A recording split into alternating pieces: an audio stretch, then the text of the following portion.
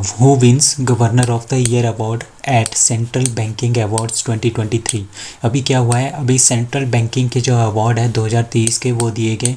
ठीक है, इसमें governor of the year award किसको दिया गया है, जो आजकल आरबीआई के गवर्नर है, दैट इज़ शशिकांत दास। तो इनको मिला है, क्या मिला है, सेंट्रल बैंकिंग अवार्ड 2023 मिला है। और किसने दिया है, international publication of central banking, इन्होंने इसको ये अवार्ड दिया है। ठीक है, तो ये शशिकांत जी जो हमारे पास आजकल गवर्नर हैं आरबीआई के, उनको ये अवार्ड मिला है, शशिकांत दास को। अब आरबीआई के बारे में जानते हैं। आरबीआई क्या है, आरबीआई का मतलब होता है रिजर्व बैंक ऑफ इंडिया। ठीक है, एक्ट था ये 1934 का, जिसके अकॉर्डिंगली आरबीआई बना था, और बना था ये 1935 में। तो 1 अप्रैल 1935 को जो है आरबीआई बना था, रिजर्व बैंक ऑफ इंडिया, जब हम ब्रिटिश इंडिया के अंदर हुआ करते थे। ठीक है, और ये क्यों बनाया गया है, जितने भी हमारे पास मॉनिटरी पॉलिसीज़ है ना पूरे के पूरे इंडिया की, और कंट्री की जो करेंसी है, फॉरेन एक्सचेंज रिजर्व है, वो सारे के सारे कौन डिसाइड करता है, वो डिसाइड करता है आरबीआई। ठीक है, इसको बोलते हैं हम रिजर्व बैंक ऑफ इंडिया। सबसे बड़ा बैंक है ये इंडिया का। जितने भी ये छोटे छोटे बैंक्स हैं ना, जैसे एसबीआई है, पीएनबी है, वो सारे के सारे इनके अंडर काम करते हैं, आरबीआई के अंडर। जितने भी कमर्शियल बैंक है, जितने भी गवर्नमेंट के बैंक्स हैं, जितने भी फाइनेंशियल इंस्टीट्यूशन है, उनके लिए रूल्स जो है वो कौन निर्धारित करता है, वो निर्धारित करता है रिजर्व बैंक ऑफ इंडिया। और रिजर्व बैंक ऑफ इंडिया का हेडक्वार्टर कहाँ पे है, मुंबई में है। Indian Railway to become net zero carbon emitter by that is C 2030। सो 2030 तक इंडियन रेलवे जो है वो नेट जीरो कार्बन एमिटर बन जाएगा 2030 तक। ठीक है, आपको पता है यूनियन रेलवे मिनिस्टर कौन है आजकल, वो है अश्विनी वैष्णव जी। उन्होंने ये बोला है, ठीक है, कहाँ पे बोला है, लोकसभा के अंदर एक क्वेश्चन पूछा गया था, तो उसके बारे में उन्होंने ये बोला है कि 2030 तक हम नेट जीरो कार्बन एमिटर बन जाएंगे। इंडियन रेलवेज, जितनी भी इंडियन रेलवेज़ हैं, ठीक है, जितने भी रेल्स हैं, उसको या तो हम इलेक्ट्रिक बना देंगे, या फिर हम कोयले से उसकी इंडिपेंडेंस, या फिर पेट्रोल डीजल से जो भी फ्यूल है उससे उसकी डिपेंडेंसी जो है उसको ख़त्म कर देंगे। ठीक है, मोस्ट प्रोबेबली हम किस पे चलेंगे, इलेक्ट्रिक ट्रेन्स पे चलेंगे। कब तक चलेंगे, 2030 तक सारी की सारी जो ट्रेन्स हैं वो सारी की सारी या तो इलेक्ट्रिक होगी या तो ग्रीन होगी। ग्रीन होगी मतलब कि जो इससे धुआं वगैरह या फिर जो ग्रीन हाउस गैसेज है वो एमिट नहीं होगी। ठीक है, तो Indian Railway has taken several initiative to reduce carbon emission which included the use of energy efficient technologies. मतलब कि इस तरह की हमने टेक्नोलॉजीज़ यूज़ करनी है वो जिससे हमारी ट्रेन ज़्यादा से ज़्यादा दौड़े और कम से कम वो क्या फैलाए, पोल्यूशन फैलाए। तो इस तरह की जो इंडियन रेलवेज़ की काफ़ी ज़्यादा टेक्नोलॉजीज़ आजकल मार्केट में आ भी गई है। अब 3 फेज़ इलेक्ट्रिक लोकोमोटिव, मतलब कि 3 फेज़ से चलने वाली जो रेल्स हैं, ट्रेन्स हैं, उनको भी जनरेट किया जाएगा, उनको भी बनाया जाएगा। Use of head of generation technology, ठीक है, जिससे क्या होगा, कम से कम गैसेस निकलेंगी, CO2 निकलेगी, और फिर ग्रीन हाउस गैसेज उससे भी कम निकलेगी। Use of LED lights in buildings, coaches, and use of star rated equipment. ठीक है, स्टार रेटेड इक्विपमेंट मतलब कि जिसके थ्रू कोई भी एमिशन नहीं होता हार्मफुल गैसेस का। तो इस तरह से हम क्या बन जाएंगे, नेट जीरो कार्बन एमिटर बन जाएगा इंडियन रेलवे अप टू 2030 तक। प्रेसिडेंट जो हमारी है Draupadi Murmu awarded the president colours to that is DINS Dronacharya. अभी मैंने कुछ दिन पहले भी पढ़ा था कि जो प्रेसिडेंट कलर्स अवार्ड है वो किसको दिया जाता है, वो दिया जाता है कि जितनी भी हमारे पास मिलिट्री सर्विसेज हैं या फिर पुलिस सर्विसेज हैं, ठीक है, और जितनी भी हमारे पास डिफेंस सर्विसेज हैं, उनको 25 साल होने चाहिए काम करते हुए फॉर द सर्विस ऑफ जो नेशन की सर्विस के लिए। ठीक है, नेशन की सर्विस के लिए कंटिन्यूसली उसको 25 साल से ज़्यादा जो है वो टाइम होना चाहिए सर्व करने में। ठीक है, मतलब कि वो सर्व कर रहा है पिछले 25 सालों से, या तो वो हाईएस्ट मिलिट्री, ये होता है एक तरह का हाईएस्ट मिलिट्री ऑनर, ठीक है, जो कि दिया जाता है मिलिट्री यूनिट्स को।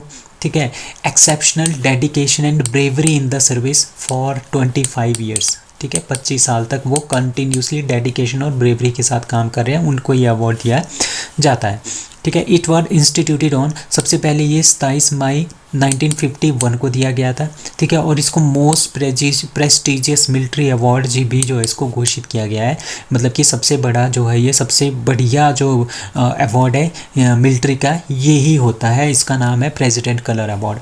और इसको प्रेसिडेंट जो हमारे इंडिया के प्रेसिडेंट होते हैं वो देते हैं। और इस बार ये मिला है INS द्रोणाचार्य को। वेरी वेरी इंपॉर्टेंट क्वेश्चन, ये क्वेश्चन पूछा भी जाता है कि प्रेसिडेंट कलर्स अवार्ड इस साल का किसको मिला है, दैट इज़ INS द्रोणाचार्य, ठीक है। और INS द्रोणाचार्य को 25 साल से ज़्यादा जो है वो हो गए हैं कमीशन हुए, ये हुआ था कमीशन 1989 में, ठीक है। और Dronacharya is responsible for training the Sagar Prahari Bal, जो हमारे पास सागर प्रहरी बल है, ठीक है, उसके उनके जो ट्रेनिंग के लिए है, उनकी जो ट्रेनिंग के वगैरह होती है वो INS द्रोणाचार्य के थ्रू होती है। तो ये पिछले 25 साल से ज़्यादा, तो 25 साल से ज़्यादा हो गया, अबाउट 34 ईयर्स हो गए हैं इसको कमीशन हुए, तो इसको 25 साल से ज़्यादा हो गए। और इसने बहुत ही ज़्यादा डेडिकेशन और ब्रेवरी के साथ सर्विसेज में काम किया है इंडियन ओशन रीजन में, तो इसके लिए इसको कौन सा अवार्ड मिला है, प्रेसिडेंट कलर्स अवार्ड मिला है। Global millet conference to be inaugurated by PM Modi in that is Delhi. So Delhi में क्या हो रहा है, ग्लोबल मिलेट कॉन्फ्रेंस हो रही है, ठीक है, जो कि इनॉग्रेट करेंगे PM मोदी, वो कहाँ पे होगी, दिल्ली में। अब मिलेट्स क्या होता है, मिलेट्स होते हैं जो रेशों वाला जो अनाज होता है ना, जो बड़ा अनाज होता है उसको बोलते हैं हम मिलेट्स, ठीक है। इसमें बहुत सारे न्यूट्रिएंट्स होते हैं, बहुत सारे वाइटामिन होते हैं, जो कि अगर जो भूखे लोग होते हैं अगर हम उनको ये मिलेट्स दे दें तो वो बहुत ही अच्छी तरह से क्या कर सकते हैं, ग्रो कर सकते हैं। मॉल न्यूट्रिशन की जो प्रॉब्लम है उसको, उससे भी क्या हो सकते हैं, हम बच सकते हैं। अब मिलेट, इंडिया सबसे ज़्यादा लार्जेस्ट प्रोड्यूसर है मिलेट्स का, और मिलेट्स में आते हैं ज्वार, रागी, बाजरा, कुत्तू, रामदाना, कांगनी, कुटकी, कोडो, चीना और सामा। तो ये सारी जो चीज़ें हैं, ये सारी की सारी चीज़ें आती हैं मिलेट्स में, और इसमें बहुत ज़्यादा न्यूट्रिएंट्स होते हैं जो कि हमारी बॉडी के लिए बहुत ही ज़्यादा इंपॉर्टेंट होते हैं, ताकि हम जो फूड क्राइसिस वाली कंट्रीज़ हैं या फिर जो भूखे लोग सोते हैं हमारी कंट्रीज़ में, किसी भी कंट्रीज़ में, उनको हम भूखा ना सोने दें और उनमें हम उनकी बॉडी में ज़्यादा से ज़्यादा न्यूट्रिएंट्स को ला सकें। इसके लिए जो है ये जो 2023 है उसको क्या बनाया गया है, यूनाइटेड नेशन ने उसको क्या डिक्लेयर किया गया है, इंटरनेशनल मिलेट ईयर। किसको किया है, 2023 को, ठीक है। पूरा का पूरा जो 2023 है ये इंटरनेशनल मिलेट ईयर जो है ये कहलाएगा, और इंडिया का ही ये प्रपोजल था यूनाइटेड नेशन में, और यूनाइटेड नेशन ने इसको एक्सेप्ट किया कि हम इंटरनेशनल मिलेट ईयर जो है 2023 को मनाएंगे। इसमें हम बहुत ज़्यादा प्रमोट करेंगे मिलेट्स को, ज्वार, बाजरा, रागी,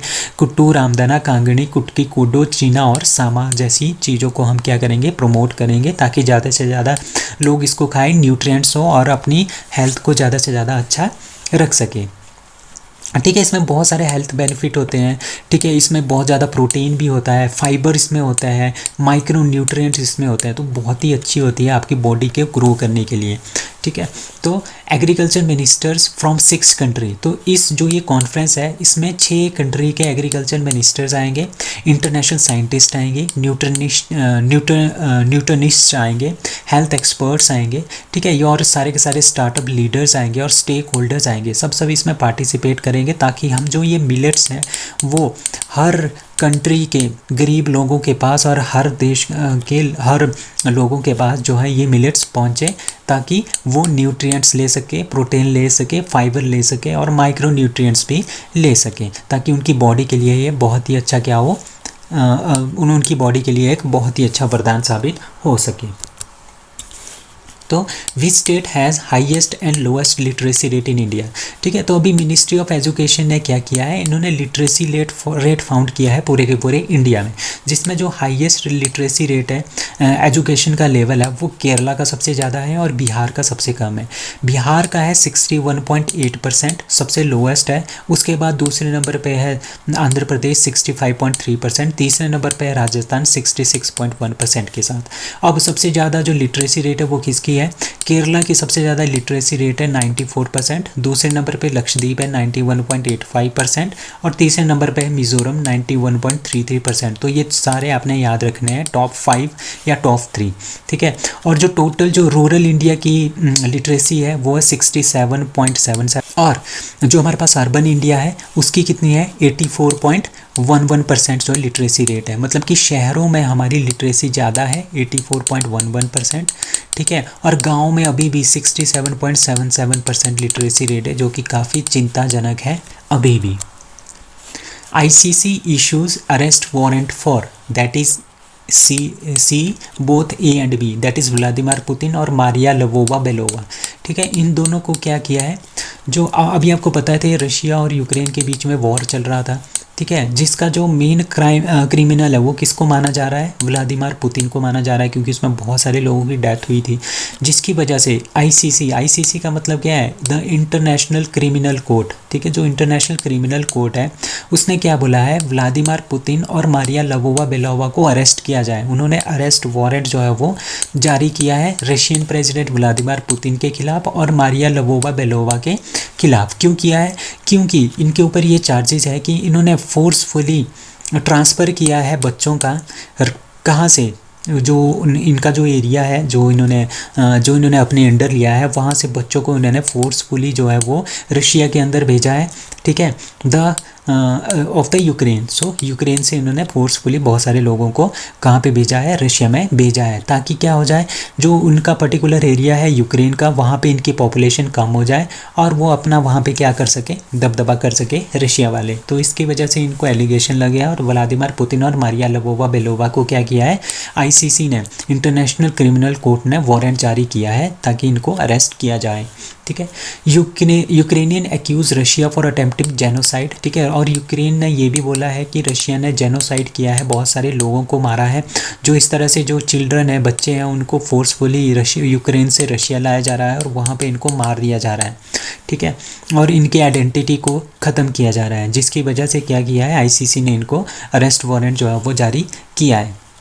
अभी कोर्ट की स्टेटमेंट ये है that there are reasonable ground to believe that each suspect be a responsibility for the war crime of unlawful deportation of the population and that of unlawful transfer of population from occupied area of Ukraine to the Russian Federation, ठीक है। अब suppose करो ये क्या बोलती है ये line, यहाँ पे रशिया है, ठीक है, और ये आपका सपोज करो यूक्रेन का थोड़ा सा बॉर्डर है, ठीक है। अब रशिया ने क्या किया है, रशिया ने इनके कुछ एरिया को कैप्चर कर लिया, ठीक है, और यहाँ से क्या कर रहा है रशिया, छोटे छोटे बच्चों को और लोगों को डिपोर्ट कर रहा है रशिया, और यहाँ पे उनको या तो मार रहा है या तो इनकी आइडेंटिटी को ख़त्म कर रहा है, जिसकी वजह से यहाँ पे इनकी पॉपुलेशन कम हो जाएगी और रशिया क्या बोलेगा, यहाँ पे तो हमारे लोग ज़्यादा रहते हैं, ठीक है, हमारी जो रशिया को फेवर करते हैं वो लोग ज़्यादा रह रहे हैं, ठीक है, और रशिया इसको हथियार लेगा इंटरनेशनली। तो यही इनका मेन मोटो है और यही इन्होंने बोला है कि इस तरह के काम जो है वो रशिया कर रहा है। तो इसी की वजह से इंटरनेशनल क्रिमिनल कोर्ट ने व्लादिमीर पुतिन और मारिया लवोवा बेलोवा को क्या कर दिया है, अरेस्ट वारंट जो है इनके खिलाफ जो वो जारी किया है।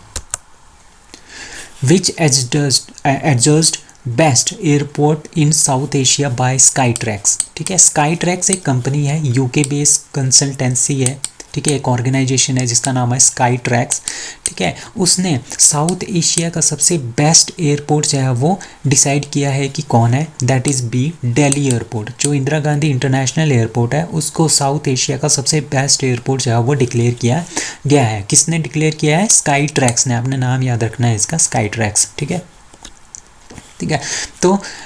तो इनको अवार्ड भी मिला है, world airport awards based on customer survey, ठीक है। इसमें क्या किया है, जितने भी हमारे पास जो एयरपोर्ट्स हैं उनके बारे में इन्होंने जितने भी कस्टमर्स थे उनका सर्वे किया और उसमें से जो सबसे बेस्ट एयरपोर्ट है वो दिल्ली का एयरपोर्ट जो है वो एडजस्ट किया गया।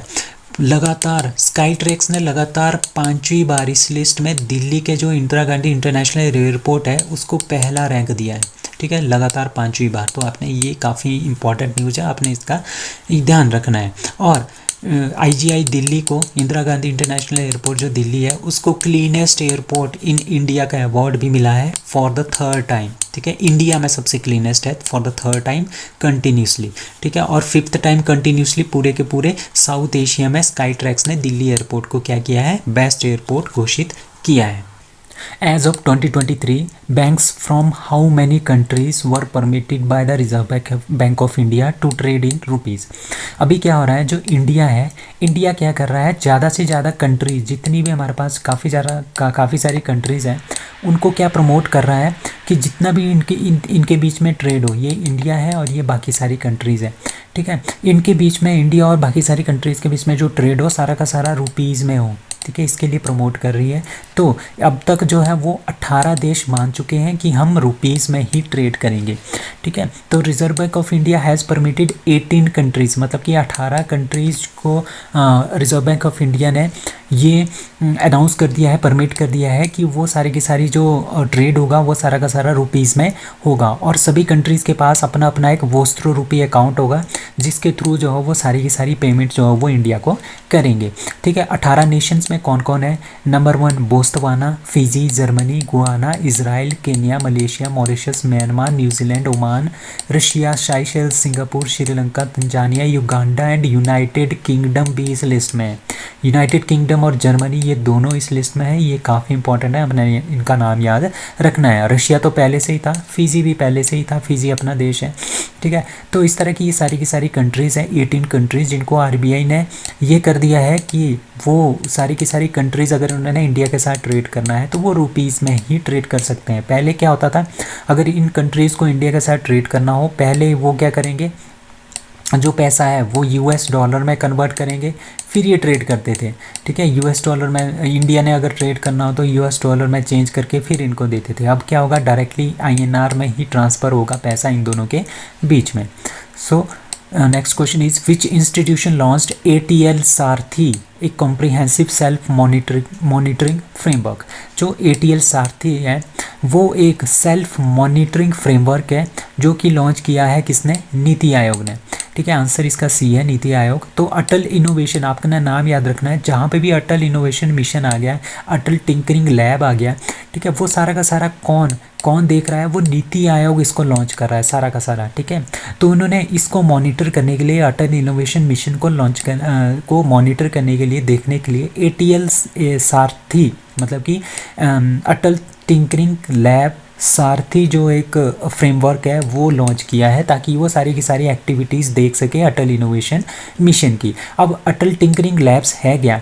अटल टिंकरिंग लैब्स हमारे पास इस तरह की लैब्स हैं जो कि पूरे के पूरे इंडिया की जो स्कूल्स हैं, वहाँ पे स्कूल्स है गवर्नमेंट ऑफ इंडिया, और जो छोटे छोटे स्कूल्स है, हाई स्कूल्स है, वहाँ पे इस तरह की लैब्स को एस्टेब्लिश करना है, ताकि जो स्टूडेंट्स हैं उस पर्टिकुलर स्कूल के, या फिर जो जितने भी हमारे पास इंडिया के स्टूडेंट्स हैं, वो ज़्यादा से ज़्यादा वो इनोवेशन की तरफ ध्यान दें, ज़्यादा से ज़्यादा वो टेक्नोलॉजी की तरफ ध्यान दें, ज़्यादा से ज़्यादा उनका माइंड डेवलप हो इनोवेशन और टेक्नोलॉजी की तरफ। तो वही है ये अटल टिंकरिंग लैब्स, जो कि पूरे के पूरे इंडिया के स्कूलों में जो है वो लगाई जाएगी, ताकि लोगों का क्या हो, स्टूडेंट्स का क्या हो, माइंडसेट एक इनोवेटिव बने, इनोवेटिव माइंडसेट बने, टेक्नोलॉजी की तरफ ज़्यादा से ज़्यादा उनका ध्यान जाए। तो इस तरह की ये लैब्स हैं, ये नीति आयोग जो है इसको लॉन्च कर रहा है, अटल इनोवेशन मिशन को। और अटल इनोवेशन मिशन को भी इसी ने लॉन्च किया है, नीति आयोग ने। और अटल सारथी को भी, that is Atal tinkering lab सारथी जो फ्रेमवर्क है, ये भी किसने इनॉग्रेट किया है?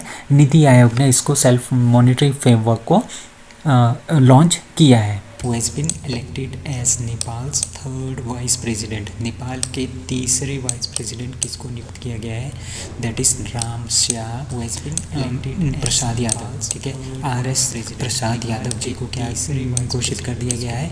वहाँ के वाइस प्रेसिडेंट ऑफ नेपाल, ठीक है। और ये लीडर हैं कि जनता समाजवादी पार्टी के, जो कि एक नेपाल की एक पार्टी है, ठीक है। तो जिस तरह से इंडिया का कॉन्स्टिट्यूशन है, और इसी की तरह लीडर है नेपाल का भी अपना कॉन्स्टिट्यूशन समाजवादी पार्टी के अकॉर्डिंग, जो कि यही होता है कि जो वहाँ का वाइस प्रेसिडेंट होता है, जिस तरह से, ठीक है, वो एज एक्ट करता है प्रेसिडेंट, जब उनका अपना प्रेसिडेंट जो है वो लीव पे होता है, या फिर उसकी इम्पीचमेंट हो जाती है, या फिर वो क्या कर देता है, रिज़ाइन देता है। तो उस पर्टिकुलर टाइम के दौरान जो वाइस प्रेसिडेंट है वो एक्ट करता है एज प्रेसिडेंट। ठीक है, इंडिया में भी यही होता है, नेपाल में भी इसी की तरह होता है।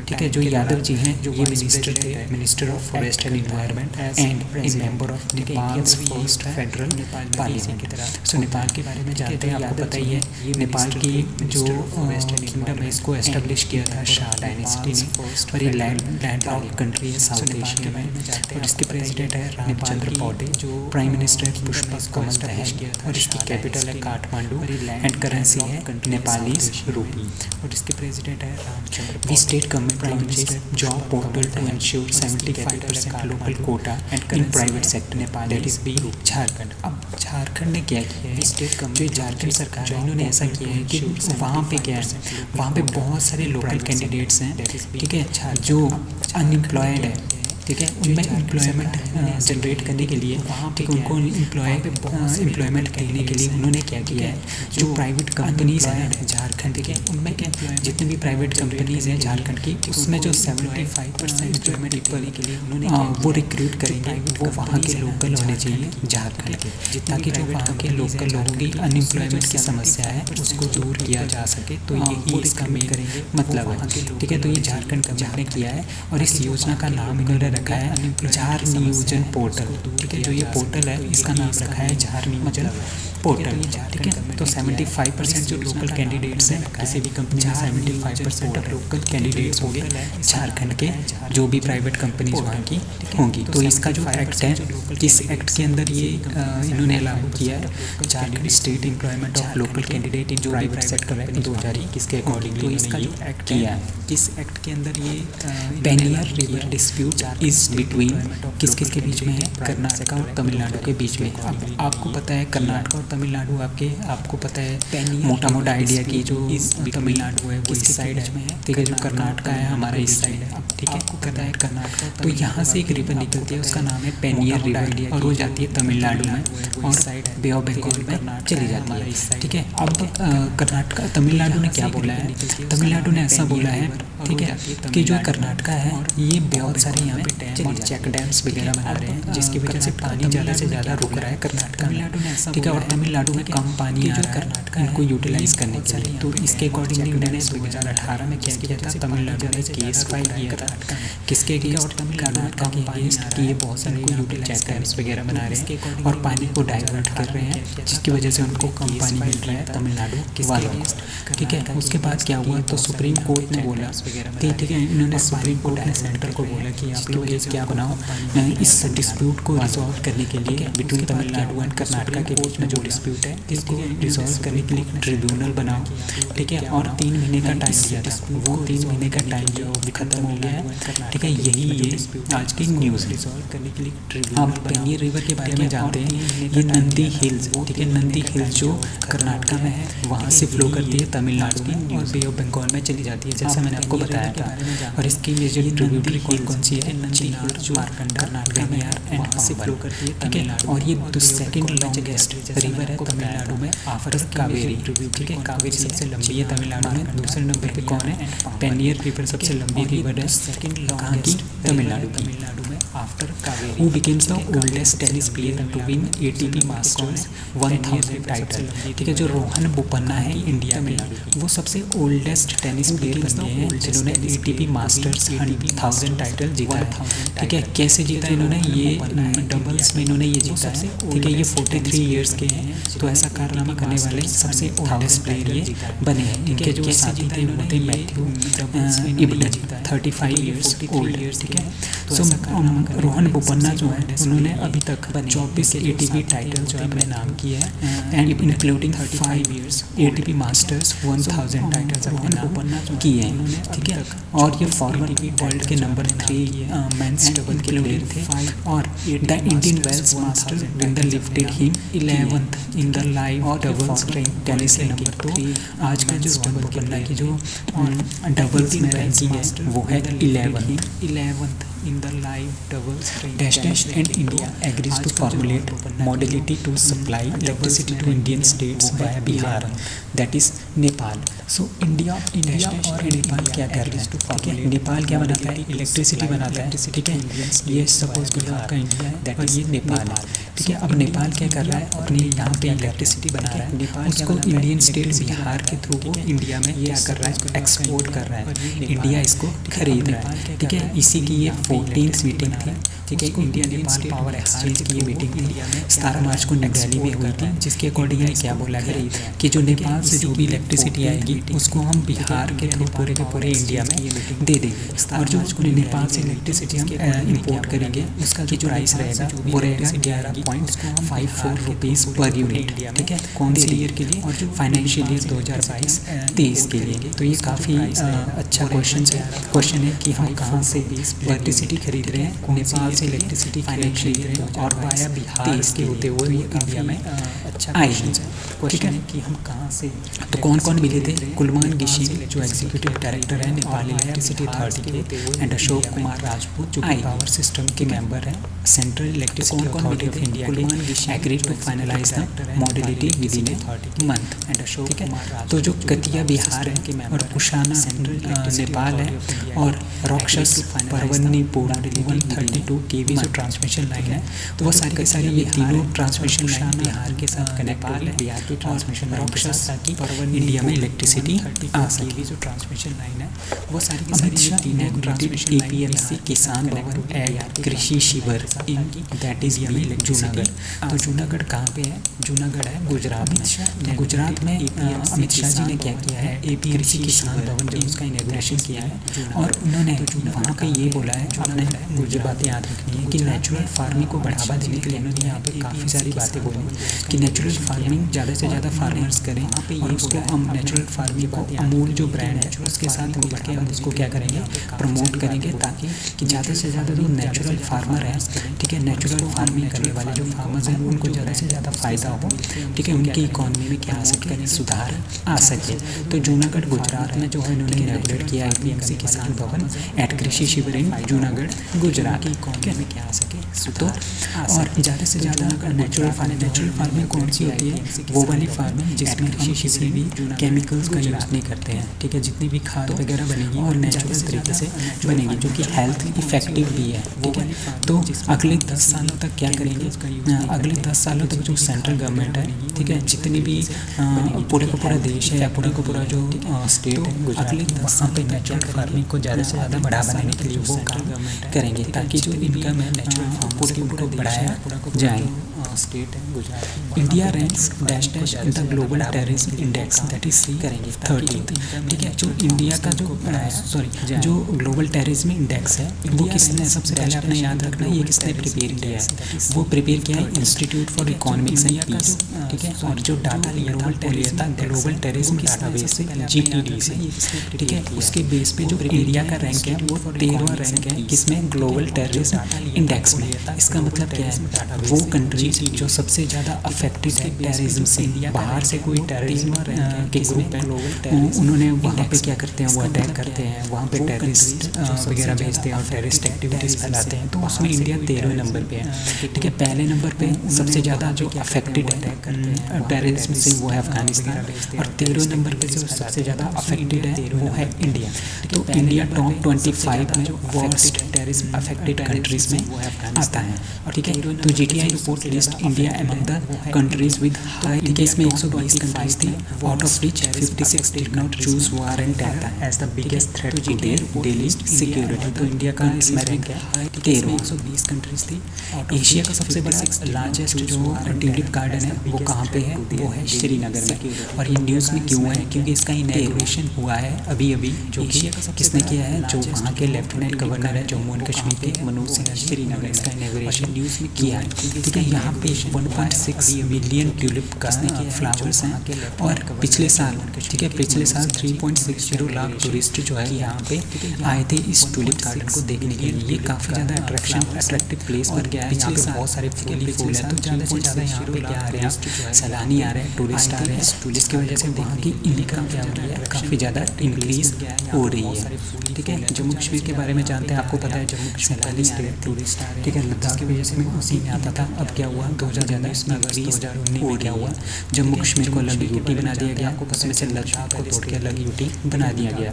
कैपिटल जो समर है वो है श्रीनगर में, जम्मू जो कैपिटल है जम्मू कश्मीर की वो विंटर कैपिटल आ दिया गया। Lieutenant governor Manoj Sinha, legislative council की 36 सीट्स हैं, लेजिस्लेटिव असेंबली की 90 सीट्स जम्मू कश्मीर का नाम यहाँ पे विंटर कैपिटल है। Lieutenant governor lecture science as dash as its new brand ambassador की, दैट इज 90 विराट कोहली। तो लक्चर्स क्या है, एक कंपनी है किसकी, जो स्टेशनरीज की जो कंपनी होती है, स्टेशनरी का एक ब्रांड है एम्बेसडर, ठीक है, जिनके पास अपनी कॉपी, पेंसिल, स्केच पेन्स, जो इस तरह की जो शॉप्स होती हैं इसको स्टेशनरीज बोलते हैं। तो इनकी एक कंपनी है, अपना एक ब्रांड है, उसका नाम है लक्चर। तो स्टेशनरी मैन्युफैक्चरर है ये लक्चर राइटिंग इंस्ट्रूमेंट्स लिमिटेड। इन्होंने विराट कोहली को क्या बनाया है, ब्रांड एम्बेसडर बनाया है, ठीक है, ताकि ये ज़्यादा से ज़्यादा ग्रो कर सके और पूरे के पूरे इंडिया में अपनी छाप जो है वो छोड़ सके। और इन्होंने अपने जो ये लक्सर ब्रांड है, ठीक है, इन्होंने पार्टनरशिप की है शिंडल पेन्स ऑफ जर्मनी के साथ में, ठीक है, ताकि ये ज़्यादा से ज़्यादा फास्ट रूप में क्या आ सके, इंडिया में अपनी पहचान बना सके। ठीक है, लक्चर जो इंटरनेशनल प्राइवेट लिमिटेड है वो 1963 में बनी थी। इसका हेडक्वार्टर है नोएडा में। इसके मैनेजिंग डायरेक्टर है पूजा जतिन गुप्ता। और जो शिंकलर पेन्स है वो 1938 में बनी थी और इसके जो फाउंडर है वो है क्रिश्चियन शिंकलर। इसके मैनेजिंग डायरेक्टर है Pooja Jatin Gupta. Global conference on digital health organised by government of India in that is New Delhi. आपको पता है कि इंडिया प्रेसिडेंट है G20 का, ठीक है, इस बार 2023 है। तो जितनी भी कॉन्फ्रेंसेज होती हैं, तो जितने भी देश है G20 के, वो सारे के सारे इंडिया आएंगे और यहाँ पे कॉन्फ्रेंसेस करेंगे। तो इसी की एक कॉन्फ्रेंस थी, उसका नाम है डिजिटल हेल्थ, ठीक है, डिजिटल हेल्थ के ऊपर एक कॉन्फ्रेंस थी जो कि न्यू दिल्ली में हुई, जिसको जो चेयर किया गया वो किसने किया इसको chair, that is ministry of health and family welfare की, जिनका नाम है डॉक्टर मार्क्स, जो कि न्यू दिल्ली में उन्होंने इसको चेयर किया है। ठीक है, और इसमें ये क्या है, इसका मेन ऑब्जेक्टिव क्या था, ठीक है, इसका मेन ऑब्जेक्टिव ये था कि हमने ज़्यादा से ज़्यादा क्या करना है, डिजिटलाइजेशन लाना है हेल्थ में, ज़्यादा से ज़्यादा डिजिटल टेक्निक का यूज़ करना है ताकि ज़्यादा से ज़्यादा लोगों के पास जो है हमारे पास इंफॉर्मेशन जा सके अच्छी हेल्थ के लिए, ठीक है, अच्छे हेल्थ की डिवाइसेस हम बनाएं, ठीक है। तो इस तरह के जो डिजिटल हेल्थ में जितने भी काम है उसको हम ज़्यादा से ज़्यादा रूप में पूरे के पूरे वर्ल्ड में लेके आए, ठीक है। इसमें ग्लोबल लीडर्स थे, पब्लिक पॉलिसी मेकर्स भी थे, डिजिटल हेल्थ इनोवेटर्स थे, influencer, academics and other stakeholders भी थे, ताकि ज़्यादा से ज़्यादा हम टेक्नोलॉजी का यूज़ करके डिजिटल हेल्थ को बढ़ावा दें पूरे के पूरे वर्ल्ड में। Academics and other stakeholders भी थे। Fourth defence cooperation dialogue between India and Maldives held in that is B Male. तो इंडिया और मालदीव्स के बीच में, ठीक है, एक डिफेंस कॉर्पोरेशन डायलॉग हुआ जो कि 4th एडिशन था इसका, जो कि माले में हुआ। माले कहाँ पे है, माले कैपिटल है मालदीव्स की, ठीक है। इंडिया और डिफेंस कॉर्पोरेशन डायलॉग मालदीव्स जो है आपस में बहुत ही ज़्यादा इनका अच्छा संबंध है इंडिया और मालदीव्स के बीच में, ठीक है। और एक दूसरे में आर्मी का कॉर्पोरेशन भी इनके बीच में बहुत ज़्यादा है, ठीक है। तो इस डायलॉग में जो डिफेंस सेक्रेटरी गिरिधर अरामाने वो मिले एंड इस मालदीवियन काउंटर पार्ट जो मालदीव के चीफ डिफेंस ऑफ फोर्स हैं मेजर जनरल अब्दुल्ला शमाल वापस मिले और इन्होंने इस डायलॉग में बात की कि किस तरह से हम अपने आपस में, ठीक है, इंडिया और मालदीव किस तरह से अपने फोर्सेस को बढ़ाएं, ठीक है, किस तरह से टेक्नोलॉजी को इम्प्रूव करें, किस तरह से हम अपने देशों की रक्षा करेंगे और बायलैटरल एक्सरसाइजेस हमारे बीच में कौन कौन सी होंगी। तो ये सारी की सारी चीज़ें जो है वो डिफेंस कॉर्पोरेशन डायलॉग में बोली गई। तो यही बातें मैंने यहाँ पे भी आपको नोट्स में बता दी। में कौन कौन सी होगी। तो ये मालदीव्स के बारे में जानते हैं। मालदीव्स को मालदीव्स आइलैंड भी बोलते हैं और ये नॉर्थ सेंट्रल इंडियन ओशन की एक कंट्री है और ये 510 माइल्स इसके लेंथ के बारे में जानते हैं। फ्रॉम नॉर्थ मालदीव्स को 820 किलोमीटर और 80 माइल ये चौड़ी है ईस्ट टू वेस्ट। और इकोनॉमी की बेसिस पे ठीक है, इसका जो मेन व्यवसाय है वो फिशरीज और टूरिज्म है और यहाँ पे इंडस्ट्रीज है, हैंडीक्राफ्ट और कॉटेज इंडस्ट्रीज हैं। यहाँ पे कोयर बनाते हैं, मतलब कि रस्सियाँ बनाते हैं, कोकोनट की रस्सियाँ जो होती हैं फाइबर की इंडस्ट्री के कोयर के प्रोडक्ट बनाते हैं, फिश कैनिंग होती है, बोट भी यहाँ पे जो बोट्स होती हैं उसको यहाँ पे बनाया जाता है। रस्सियाँ कैपिटल माली है, प्रेसिडेंट है इब्राहिम मोहम्मद सोलेही के प्रोडक्ट एंड ऑफिशियल लैंग्वेज है दिवेही मालदीवियन और official religion Islam and currency is रुपया सोलेही एंड वो commission is first submarine base B N S Sheikh Hasina. और ऑफिशियल आपको नाम से पता चल रहा होगा बीएनएस शेख हसीना ये किसका है, पहला फर्स्ट सबमरीन बेस है ये बांग्लादेश का। ठीक है, बीएनएस मतलब कि बांग्लादेश नेवल शिप शेख हसीना यहाँ की प्राइम मिनिस्टर है, उनके नाम पे ये बनाया गया है। कहाँ पे, पेकुआ इन कोक्स बाजार जो बांग्लादेश में 20 मार्च को ये बनाया गया first submarine base of Bangladesh. ठीक है, और अपनी ज़्यादा से ज़्यादा नेवी को बढ़ाने के लिए इन्होंने क्या किया है, इन्होंने बनाया गया। ठीक है, इनके पास नेवी भी बहुत अच्छी है, आर्मी भी बहुत अच्छी है, एयरफोर्स भी बहुत अच्छी है। ठीक है, इन्होंने 2 सबमरीन्स अपने इसमें जो है वो इंक्लूड किए हैं, उनका नाम है बीएनएस नवगर्ता और बीएनएस जयजात्रा। ठीक है, तो इनका पहला क्या है, हमारे पास सबमरीन बेस है। ठीक है, और जितनी भी शिप्स हमारे पास क्या होती है, जैसे हमारे पास बहुत सारी शिप्स जाती हैं बे ऑफ बंगाल के साइड, उनका कुछ प्रॉब्लम आ जाती है तो उनको या तो सेंटर कहाँ मिलेगा, या तो इंडिया में मिलेगा या तो फिर इंडोनेशिया में मिलेगा। ठीक है, अब वो कहाँ पे जा सकते हैं हेल्प के लिए, अगर कोई खराब भी हो जाती है, कुछ प्रॉब्लम आ जाती है सब या तो सेंटर तो वो यहाँ पे बीएनएस शेख हसीना में जा सकते हैं, बांग्लादेश में कहाँ पे जा सकते हैं अपना और उनकी हेल्प जो ले सकते हैं। सो पीपल्स रिपब्लिक ऑफ बांग्लादेश, इनकी जो कैपिटल है ढाका में, प्राइम मिनिस्टर शेख हसीना है, प्रेसिडेंट है अब्दुल हमीद, वेरी इंपॉर्टेंट, और इनके जो करेंसी है वो है टका। रिपब्लिक ऑफ बांग्लादेश, इनके जो capital has been appointed as the chairman of Bharat petroleum corporation, that is G Krishna Kumar. तो ये हमारे पास जी कृष्ण कुमार जी को भारत पेट्रोलियम कॉर्पोरेशन का क्या बना दिया गया है, चेयरमैन बना दिया गया है। ठीक है, ये इलेक्ट्रिकल एंड इलेक्ट्रॉनिक्स इंजीनियर हमारे पास जो कि एनआईटी तिरुचिरापल्ली से इन्होंने बीटेक किया है और पोस्ट ग्रेजुएट इन्होंने finance management from Jamnalal Bajaj institute of management studies Mumbai से किया है और ये एग्जीक्यूटिव डायरेक्टर भी थे in company and succeeds. Arun Kumar Singh को उन्होंने सक्सीड किया है, उनकी जगह पे कौन बने chairman, that is G Krishna Kumar ji chairman बने हैं। तो आपने ये बातें इनके बारे में याद रखनी है, सारी मैंने आपको नोट्स में बता दी है। जगह पे कौन बने हैं chairman, that is G Krishna Kumar ji. Oral health day is celebrated on that is 20 March. 20 March को हम वर्ल्ड का ओरल हेल्थ डे जो है वो मनाते हैं। ओरल मतलब मुंह के अंदर क्या आ जाते हैं, दांत आते हैं। अगर हम क्या करेंगे, बार बार ब्रश नहीं करेंगे तो क्या हो जाता है, हमारे दांत खराब होने स्टार्ट हो जाते हैं, उसमें पीलापन आ जाता है। ठीक है, वो ना आए, ठीक है, उसके बारे में अवेयरनेस फैलाना है लोगों को, ताकि हम ओरल हेल्थ के ऊपर ज़्यादा से ज़्यादा ध्यान दें, ब्रश करें और अपने मुंह को साफ रखें। तो इसी के लिए हम जो है वर्ल्ड ओरल हेल्थ डे मनाते हैं। और इस बार की थीम क्या थी 2023 की, इसका थीम थी be proud of your mouth. Very important है, ये आपने याद रखना है। ठीक है, जो WHO की ग्लोबल ओरल हेल्थ की रिपोर्ट थी उसमें ये बताया गया 514 मिलियन चिल्ड्रन जो थे पूरे के पूरे वर्ल्ड में वो सफ़र करते हैं प्राइमरी टीथ की प्रॉब्लम से। ठीक है, and about 75% of the population suffer from permanent tooth decay. तो ये सारी की सारी प्रॉब्लम्स हैं, that has to be removed. और इन्हीं के लिए अवेयरनेस फैलाने के लिए वर्ल्ड ओरल हेल्थ डे जो है 20 मार्च को मनाया जाता है। ठीक है, जो वर्ल्ड डेंटल फेडरेशन है उसको बनाया गया था, सबसे पहले बनाया गया था 15 अगस्त 1900 में, और इसके चेयरमैन है एहसन बिन याहा फॉर बोल्स्टरिंग बायलैटरल टाइज। ठीक है, इंडिया और ऑस्ट्रेलिया के बीच में बायलैटरल टाइज को और ज़्यादा स्ट्रेंथन करने के लिए ट्रेडिंग के मामले में, ठीक है, जो रतन टाटा है उनको क्या दिया गया है, एक अवार्ड के मतलब कि एक तरह की पोस्ट दी गई है, like honorary officer in the general division of order of Australia, ठीक है, for distinguished service to Australia India, like India के बीच में जो बायलैटरल रिलेशन है उनके लिए, ठीक है, ये पर्टिकुलर उपाधि जो है वो दी गई है किसको, रतन टाटा को, that is order of Australia की उपाधि, ठीक है, किसको दी गई है, रिलेशन टाटा जी को।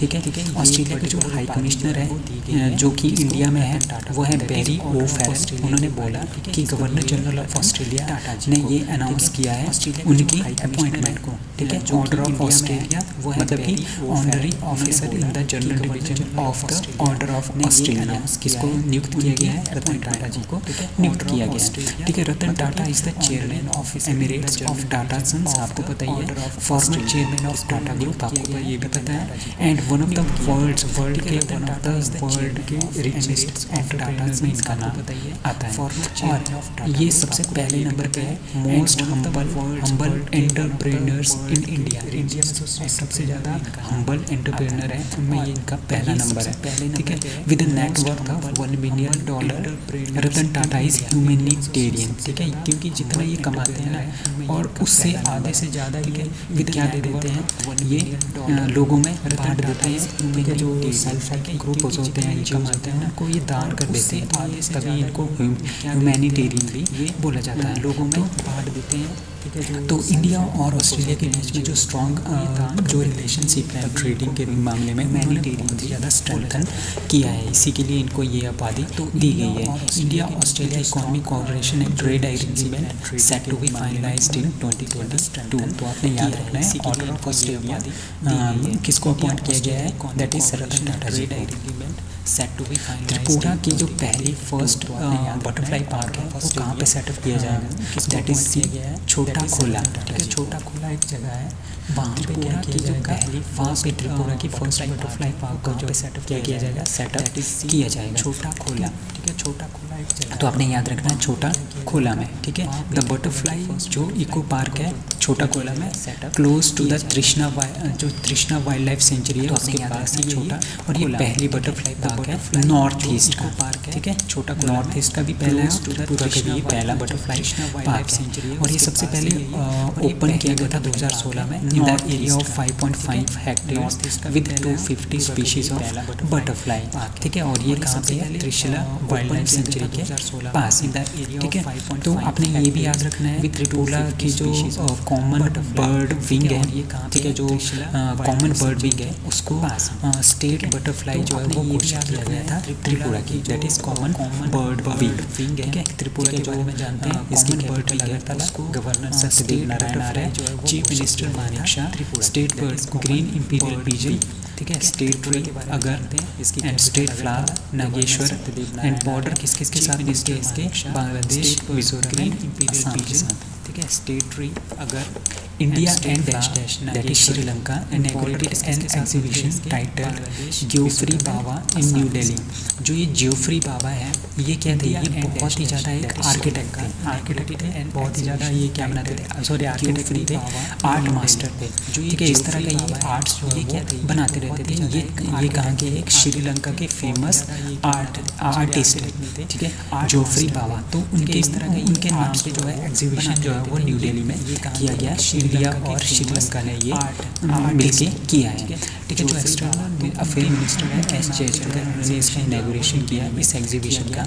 जियोफ्री Bawa it's essential to be there. ठीक है, इसका नाम है at the national gallery at modern artist New Delhi में इसको इनॉग्रेट किया गया। जियोफ्री बावा तो ये ज्वाइंट कोलैबोरेशन है किस किस के बीच में, national gallery of modern art in New Delhi, ठीक है, और हाई कमीशन ऑफ श्रीलंका। तो इन दोनों ने मिलकर ये जो है ये एग्जीबिशन स्टार्ट किया है। ठीक है, आर्किटेक्चरल जो आर्किटेक्चरल वर्क है किसका, जो श्रीलंका के जो आर्किटेक्ट हैं उनका आर्किटेक्चरल जो वर्क है आर्किटेक्चर उसके बारे में ये एग्जीबिशन है। इस तरह की ये चीज़ें जो है बनाते थे आर्टिस्ट, इनका नाम था जियोफ्री। उनका आर्किटेक्ट की डेथ जो है वो हो गई है।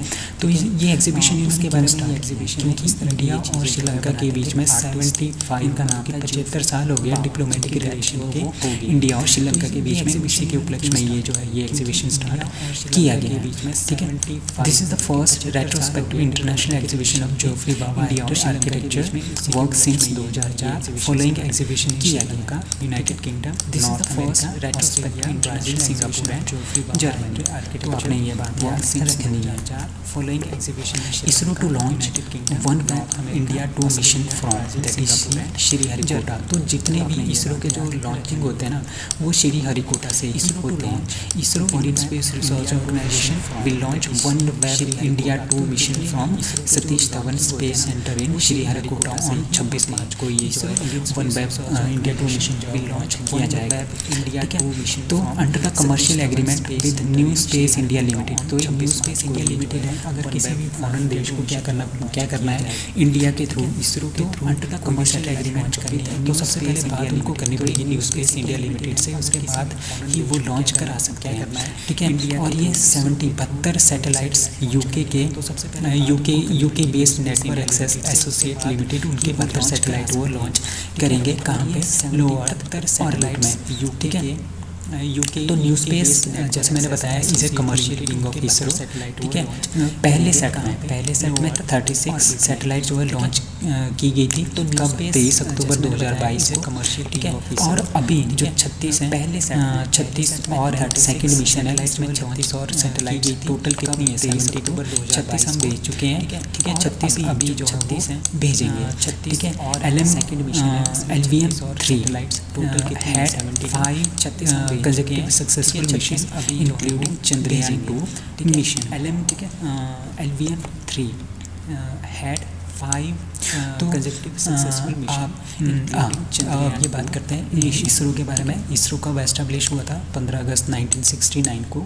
इसका हेडक्वार्टर है बेंगलुरु में और इसके जो आजकल चेयरमैन है वो है S सोमनाथ जी। आपको ये याद रखनी है, ये बात काफ़ी इंपॉर्टेंट। अगस्त 1969 वो has been chosen for Sangita Kalanidhi award 2023 by music academy. So music academy ने संगीता कलानिधि अवार्ड 2023 जो है वो अनाउंस किए हैं, जो कि मिला है 23 इसको मिला है बॉम्बे जयश्री जी। म्यूजिक अकेडमी ये बॉम्बे जयश्री जी है, इनको ये अवार्ड मिला है। जो ये संगीता कलानिधि अवार्ड है ना ये सबसे हाईएस्ट ऑनर अवार्ड है in the field of Carnatic music. जो कार्नाटिक म्यूजिक होता है ये नॉर्थ इंडिया में काफ़ी ज़्यादा फेमस है। इसमें बहुत सारे आपके भजन भी गाए जाते हैं या फिर रिलीजियस सॉन्ग भी गाए जाते हैं, ठीक है। और ये साउथ इंडिया का स्पेशल क्लासिकल म्यूजिकल आपके स्टाइल है भजन, और ये या फिर नॉर्थ इंडिया से काफ़ी डिफरेंट है। और ये सबसे पहले एग्जिस्टेंस में आया था 1942 में, ठीक है। इन 1942 it was decided that north composer would be honoured with the title of संगीत कलानिधि। द अवार्ड कंसिस्टेड 42 में, तो इस अवार्ड में 19 गोल्ड मेडल दिया जाएगा और एक बिरुडू पत्रा साइटेशन टाइटल जाएगी। तो ये किसको मिला है इस बार बॉम्बे जयश्री जी को मिला है इस अवार्ड में एक गोल्ड मेडल दिया। तो जो बॉम्बे जयश्री है बिरुडू one of the foremost Carnatic musician है, तो ये किसी के आजकल काफ़ी ज़्यादा फेमस है।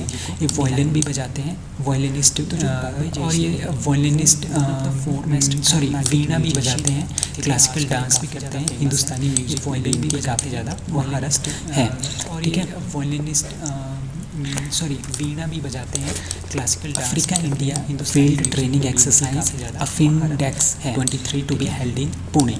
तो ये आपने याद रखना है अफ्रीका और इंडिया के बीच में जो ट्रेनिंग हो रही है अफिनडेक्स 20 एक्सरसाइज पे होगी पुणे में होगी। ये काफ़ी इंपॉर्टेंट एक्सरसाइज है, ये आपने याद रखना है। और इसमें ये भी याद रखना है कि 23 इसमें अफ्रीकन कंट्रीज पार्टिसिपेट करेगी, जिसमें बोत्सवाना, इजिप्ट, घाना, नाइजीरिया, तंजानिया आपने याद रखना है एंड अमंग अदर कंट्रीज, मतलब कि 23 अफ्रीकन कंट्रीज और एक इंडिया इसमें पार्टिसिपेट करेगा। इसका नाम है अफिनडेक्स 23 और इस पर आपको बताइए to improve the interoperability and operational readiness for UN peacekeeping mission.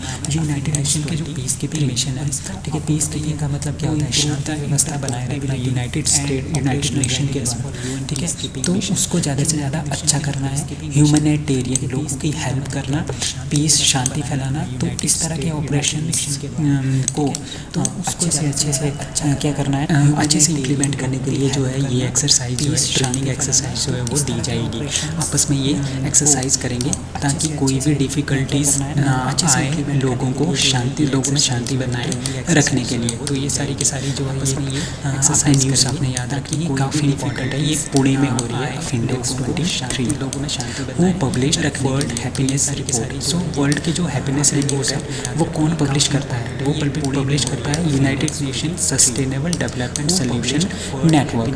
ठीक है, इसमें जो पहले नंबर पे कंट्री है वो है फिनलैंड, दूसरे पे डेनमार्क, तीसरे में आइसलैंड। जो फिनलैंड है ना, ये छठी बार लगातार छठी बार पहले नंबर पे आ गया है हैप्पीनेस इंडेक्स में। ठीक है, फिनलैंड पहले, Denmark, Iceland, Israel, Netherland, Sweden, Norway, Switzerland, Luxembourg and New Zealand. और आपने इंडिया का भी नाम इसमें याद रखना है। इंडिया का इसमें रैंक है 126। Who has been named India's most valuable celebrity of 2022, that is C Ranveer Singh. जो रणवीर सिंह है हमारे पास एक्टर, उनको इंडिया का सबसे मोस्ट वैल्यूएबल सेलिब्रिटी जो है घोषित किया गया है। और ये जो रिपोर्ट है ये क्रोल नाम की एक ऑर्गेनाइजेशन है, उन्होंने इसको पब्लिश किया है। ठीक है, विराट कोहली, ठीक है, पिछले साल कौन थे, पिछले साल थे विराट कोहली। ठीक है, क्रोल की पिछले 3-4 सालों से विराट कोहली ही इसमें, सॉरी 5 सालों से, पिछले 5 सालों से कंटिन्यूसली विराट कोहली पहले नंबर पे थे। ठीक है, बट इस बार क्या हुआ, रणवीर सिंह ने विराट कोहली को पीछे छोड़ते हुए दूसरे नंबर पे लेके आए विराट कोहली को। पहले नंबर पे रणवीर सिंह, इनकी जो ब्रांड वैल्यू है वो है $181.7 मिलियन। ठीक है, विराट कोहली की है 176.9 पहले नंबर पे। ठीक है, अक्षय कुमार और आलिया भट्ट तीसरे चौथे नंबर पे है, जिनकी जो ब्रांड वैल्यू है वो है $153.6 मिलियन एंड $102.9 मिलियन रिस्पेक्टिवली। और दीपिका पादुकोण 5th नंबर पे है, ठीक है, और इनकी ब्रांड वैल्यू है $82.9 मिलियन। तो आपने ये याद रखना है कि इंडिया के जो बिगेस्ट वैल्यूएबल सेलिब्रिटी है 2022 के वो है रणवीर सिंह। 82.9 जो एडिशन है of elevate held in that is B Dubai. सो दुबई में क्या हुआ है, 26th एडिशन ऑफ एलिवेट जो है वो हुआ है। अब एलिवेट का मतलब क्या है, एलिवेट का मतलब ये है कि एक तरह का क्या है, आपको पता है कि जो स्टार्टअप्स होते हैं, स्टार्टअप्स मतलब कि जो नए स्टार्टअप्स होते हैं, जैसे कि मैं हूँ, मैं अपनी कोई कंपनी खोलता हूँ, नया कोई ब्रांड खोलता हूँ, ठीक है, वो मेरा अपना एक स्टार्टअप है। ठीक है, उन स्टार्टअप को ग्लोबली हमने किस तरह से लेके जाना है ताकि ज़्यादा से ज़्यादा लोग, बाहर के लोग हैं वो इसकी तरफ अट्रैक्ट हो और हमारी सेल बढ़े। ठीक है, उसके लिए ये एलिवेट जो प्रोग्राम है ये हेल्ड किया जाता है दुबई में। कहाँ पे, दुबई में। तो 26th एडिशन हुआ है एलिवेट का, जो हेल्ड हुआ है दुबई में। ठीक है, और इसमें जो है 6 जो स्टार्टअप्स हैं इंडिया के, उन्होंने इसमें पार्टिसिपेट किया। उनमें है film board movie technologies inc and transgender services private limited, Kogos technologies private limited, Changejar technologies private limited, Makeren technologies private limited and Repamap moto private limited. तो ये 6 हमारे पास इस तरह के स्टार्टअप्स हैं जिन्होंने इसमें पार्टिसिपेट किया है। ठीक है, तो 6th पिचिंग सेशन था ये and 2nd session of elevate conducted in Dubai in 22 of March को। तो 6 इसमें इंडिया के स्टार्टअप्स आपने याद रखना है, 6 स्टार्टअप्स इंडिया से इसमें पार्टिसिपेट किया था। और इसका मतलब क्या है एलिवेट का, और एलिवेट का मतलब ये है जो मैंने यहाँ पे लिखा है, जो स्टार्टअप्स हैं, जो नए स्टार्टअप्स हैं, उनको हमने कनेक्ट करना है ग्लोबली, पूरे के पूरे वर्ल्ड के साथ, ताकि ज़्यादा से ज़्यादा इन्वेस्टर्स आएँ और इसमें इन्वेस्ट कर सकें। So World Water Day is celebrated on that is 22 मार्च। सो 22 मार्च को क्या मनाया जाता है, वर्ल्ड वाटर्स डे जो है वो मनाया जाता है।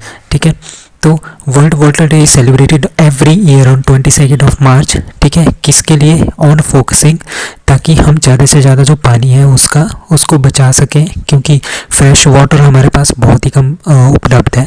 ठीक है, ताकि फ्रेश वाटर की मात्रा को बचाया जा सके और जो गंदा पानी है उसको हमने अच्छा बना के पीने लायक उसको बनाना है। तो इस तरह की जो एडवांसमेंट है, इस तरह की जो टेक्नोलॉजीज़ है उसको भी इम्प्लीमेंट करना है और हमने पानी को बचाना है। इसीलिए हम सेव द वाटर जो है ये वर्ल्ड वाटर डे मनाया जाता है। तो इस बार की थीम बहुत इंपॉर्टेंट है, accelerating change to solve water and sanitation crisis. जो वाटर की प्रॉब्लम आ रही है बहुत सारी स्टेट्स में, उसको हमने क्या करना है, उस प्रॉब्लम को रिड्यूस करना है। एंड जो सैनिटेशन के क्राइसिस है, सैनिटेशन मतलब कि जो सीवेज का पानी होता है उसको हमने क्या करना है, अच्छे से डिकम्पोज करना है या फिर उसको अच्छे से रिसाइकिल करना है। तो ये सारी की सारी चीज़ें जो है इस बार की थीम में थी। ठीक है, थीम अपने याद रखनी है, वेरी वेरी इंपॉर्टेंट है।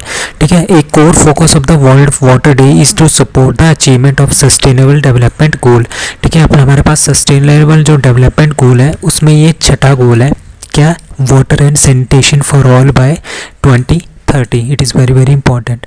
सो जो वर्ल्ड वाटर डे है वो पहली बार कब मनाया गया था? 1993 में मनाया गया था। यूनाइटेड नेशन जनरल असेंबली से ये पास हुआ था रेजोल्यूशन 1992 में, और 1993 से हम इसको मना रहे हैं। ठीक है, और एक रिपोर्ट भी है, अबाउट 1.4 मिलियन पीपल जो है वो मर जाते हैं पर साल। किसकी वजह से? जो वाटर और सैनिटेशन की वजह से जो बीमारियां फैलती है उसकी वजह से इतने लोग मर जाते हैं। तो ताकि इतने लोग ना मरे, अच्छा पानी हमें पीने को मिले। ठीक है, सैनिटेशन जो क्राइसिस है उसको भी अच्छा किया जा सके, तो इसीलिए हम इसको मनाते हैं वर्ल्ड वाटर डे को। तो इसमें कुछ और भी है आपने याद रखना है, जैसे 22 मार्च है, 22 मार्च को वर्ल्ड वाटर डे मनाते हैं, 22 अप्रैल को अर्थ डे मनाते हैं, और 22 मई को मनाते हैं international day for biodiversity. Very very important. ये तीनों आपके क्वेश्चंस में, मतलब कि जितने भी एग्जाम्स होते हैं मैक्सिमम में ये पूछे जाते हैं, तो आपने इनका नाम याद रखना है तीनों, 22 मार्च, 22 अप्रैल एंड 22 मई को। Raebareli hockey stadium is named after, that is C Rani Rampal. So Rani Rampal जो इंडिया की हॉकी प्लेयर है उनके नाम पे जो रायबरेली का हॉकी स्टेडियम है उसका नाम जो है वो रखा गया है। और इस तरह का ऑनर पहली बार किसी फीमेल एथलीट को इंडिया में मिला है कि उनके नाम पे किसी स्टेडियम का नाम रखा है। तो ये बहुत इंपॉर्टेंट क्वेश्चन है, आपने इसका नाम याद रखना है कि पहली वीमेन प्लेयर है इंडिया की जिसके नाम पे जो है इस तरह का हॉकी स्टेडियम जो है वो रखा है। ठीक है, जो हॉकी स्टेडियम है रायबरेली का उसका नाम क्या चेंज करके रखा है? रानीज गर्ल्स हॉकी टर्फ इसका नाम रखा है बाय MCF रायबरेली। तो ये 28 साल की क्या है हमारे पास हमारी इंडिया की हॉकी प्लेयर है, और काफ़ी टाइम इनका क्या होता है अंदर बाहर चला रहता है टीम में। ठीक है, तो 2022 के वर्ल्ड कप कॉमनवेल्थ गेम के स्क्वाड से भी इनको बाहर किया गया था क्योंकि इनकी बहुत सारी इंजरीज़ की प्रॉब्लम थी। ठीक है, और आजकल ये इंडियन टीम की क्या है, मेंबर है। India's dash bagged the first gold medal of ISSF World Cup Shooting Championship, that is D Sarabjot Singh. जो ये सरबजोत सिंह जी हैं, सरदार जी हमारे इंडिया के, इन्होंने फर्स्ट गोल्ड मेडल, पहला गोल्ड मेडल इंडिया के लिए जीता है। कहाँ पे? जो ISSF जो वर्ल्ड कप शूटिंग चैम्पियनशिप हो रही है, कहाँ पे? भोपाल में हो रही है। आपने नाम याद रखना है, मैंने कुछ दिन पहले भी आपको बताया था कि भोपाल में ISSF world cup shooting championship जो है वो स्टार्ट हुई है 21 मार्च से। तो इसमें जो पहला गोल्ड मेडल इंडिया के लिए जीता है वो जीता है सरबजोत सिंह जी ने। ठीक है, किसमें जीता है? ये मैन की जो 10 मीटर एयर पिस्टल कैटेगरी है उसमें इन्होंने गोल्ड मेडल जीता है। ठीक है, Sarabjit Singh completed a clean sweep in the gold medal match with perfect score of 10.9, very very important. ठीक है, और कहाँ पे हो रहा है ये tournament? ISSF world cup shooting championship, that is in Bhopal. ठीक है, तो जो ये ISSF वर्ल्ड कप चैम्पियनशिप है इसको कौन एडमिनिस्टर कर रहा है? इंटरनेशनल शूटिंग स्पोर्ट्स फेडरेशन, जिसका नाम है ISSF, इसको कर रहा है। और सबसे पहले ये 1954 में स्टार्ट किया गया था, और ये हर 4 साल बाद जो है ये चैम्पियनशिप होती है। QS वर्ल्ड यूनिवर्सिटी रैंकिंग की एक रिपोर्ट आई है, which university ranks first in the country in engineering and technology, that is B, sorry B नहीं है इसका, सॉरी हाँ बी है, that is IIT Bombay. So जो IIT बॉम्बे है उसको पहला रैंक दिया गया है by QS world ranking, QS world university ranking में इसका पहला नंबर है किसका? IIT बॉम्बे का। ठीक है, 2023 के लिए QS world university ranking for 2023 first rank is IIT Bombay in engineering and technology. So IIT Bombay ने स्कोर किया है 4 आउट ऑफ 100 में से, ठीक है। The institute has been ranked 51 up to 100 for art and design, 66th for computer science and IT, 51 to 100 for civil and structural engineering, 77th for chemical engineering, 54th for electrical and electronics engineering, 68th for mechanical and aeronautical and manufacturing engineering and 37th for the mineral and mining, ठीक है। तो ये सारी की सारी world ranking है, आपने ध्यान रखना है ये इंडिया की ही रैंकिंग नहीं है, वर्ल्ड की रैंकिंग है। वर्ल्ड की रैंकिंग में तो इसका नाम बहुत पीछे है, बट इंडिया में ये पहले नंबर पे है, दैट इज़ IIT बॉम्बे। अब वर्ल्ड में कौन है पहले नंबर पे? वर्ल्ड में पहले नंबर पे है हार्वर्ड यूनिवर्सिटी, सबसे बेस्ट परफॉर्मिंग इंस्टीट्यूशन है और 14 सब्जेक्ट में ये पहले नंबर पे है, ठीक है। एंड ग्लोबल रैंकिंग में ग्लोबली यूएस इंस्टीट्यूशन जो है 32 डिसिप्लिन में यूएस के जो इंस्टीट्यूशन है वो पहले नंबर पे है, ठीक है। उसमें से जो हार्वर्ड यूनिवर्सिटी है वो 14 में से 14 सब्जेक्ट्स में पहले नंबर पे है, ठीक है। तो आपने ये नाम याद रखना है, कौन है पहले नंबर की university? That is Harvard university. Who wins Saudi Arabia Grand Prix 2023, ठीक है। मैक्स वर्स्टैपन नहीं है, क्योंकि मैक्सिमम जो ये ग्रैंड पिक्स है ना, ये मैक्स वर्स्टैपन जीतते हैं, तो इस बार इन्होंने ये नहीं जीता है, आपने इनका नाम याद रखना है। सऊदी अरेबिया ग्रैंड पिक्स 2023 जीता है, इन्हीं के एक साथी हैं सर्गियो पेरेज, इन्होंने ये जीता है, ठीक है। तो रेड बुल के ये दोनों प्लेयर हैं, कौन कौन? Sergio Perez and max Verstappen. तो मैक्स वर्स्टैपन का दूसरा नंबर आया है, ठीक है। पहला नंबर आया है सर्गियो पेरेज का, ठीक है। और तीसरा नंबर आया है फर्नांडो अलोंसो का, ठीक है। ये तीनों नाम आपने याद रखने हैं, ठीक है। इस बार आपका याद रखना है, क्योंकि मैक्सिमम जितने भी जो ग्रैंड पिक्स है ना वो मैक्स वर्स्टैपन जीतते हैं, बट जो सऊदी अरेबिया ग्रैंड पिक्स है ये सर्गियो पेरेज ने, तो ये किसने जीता है? सर्गियो पेरेज ने जीता है, आपने नाम याद रखना है इनका। Mission lifestyle for environment, that is life, ठीक है, launched in that is D Assam. So Assam में जो है मिशन लाइफस्टाइल फॉर इन्वायरमेंट जो है वो लॉन्च किया गया है। किसने लॉन्च किया है? जो CM है आसाम के हेमंत बिश्व शर्मा, इन्होंने इसको क्या किया है? इनॉग्रेट किया है। इसका नाम है mission lifestyle for environment, that is life, ठीक है, which is a global mass movement, ठीक है। इस तरह का जो मूवमेंट है ये प्राइम मिनिस्टर नरेंद्र मोदी ने इसको स्टार्ट किया था। इसका मेन मतलब क्या है? मिशन लाइफस्टाइल फॉर इन्वायरमेंट मतलब कि अपनी लाइफ को ज़िंदा रखने के लिए हमें इन्वायरमेंट को ज़िंदा रखना बहुत ही ज़रूरी है, ठीक है। और इसका एम भी यही है कि हमने क्या करना है, इन्वायरमेंट के हिसाब से अपने लाइफस्टाइल को चेंज करना है, ताकि इन्वायरमेंट को क्या हो, ज़्यादा से ज़्यादा नुकसान ना हो, ठीक है। अब आपको पता है कि नॉर्थ ईस्ट में बहुत सारे जंगल थे, अब वहाँ पे आबादी बस रही है, जिसकी वजह से क्या हो रहा है, वहाँ के जंगल डिफॉरेस्ट्रेशन हो रहा है, मतलब कि जंगल काटे जा रहे हैं, लॉस ऑफ वेटलैंड्स काफ़ी कम हो रही है, नेचुरल बॉडीज़ जो हैं वो भी कम हो रही है, सीजनल चेंज मतलब कि कभी ज़्यादा बारिश हो जाती है, कभी ज़्यादा गर्मी पड़ जाती है, अनप्रेडिक्टेबल हो गया है मौसम, ठीक है। तो इस तरह से क्या हुआ, इस तरह की बहुत सारी चीज़ें जो आजकल नॉर्थ ईस्ट में, यहाँ पे नॉर्थ ईस्ट की बात हो रही है, बट पूरे के पूरे इंडिया, पूरे के पूरे वर्ल्ड में यही सिचुएशन है।